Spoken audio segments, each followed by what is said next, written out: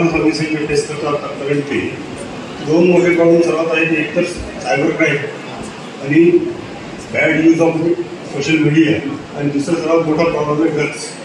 आता सगळ्यांना माहीत असेल की आमचे ड्रग डिपार्टमेंट पूर्ण महाराष्ट्राचं असेल की आमचं निवडीचं असेल ते रात्रंदिवस काम करतात तरीसुद्धा ड्रग्सचा जो प्रसार आहे तो थांबवण्यात फार कमी पडतो.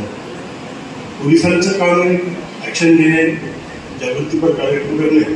त्याचबरोबर कॉलेज कॅम्पस, कॉलेजचे जे शिक्षक आहेत, कॉलेजचे जे मॅनेजमेंट आहे, कॉलेजचे जे लेक्चरर्स आहेत यांची पण मोठी जबाबदारी आहे. कारण ड्रगचा शिरकाव मोठ्या प्रमाणात कॉलेजेसमध्ये जास्त झालेला आहे. मी पुण्याला गेले 10 वर्ष राहतो आणि पुण्यामध्ये मी बघितलं की 10 वर्षामध्ये because of increasing educational institutions आणि IT सेक्टर ड्रगचं प्रमाण खूप जास्त वाढलेलं मी बऱ्याचदा काही पबमध्ये बघितलेलं आहे.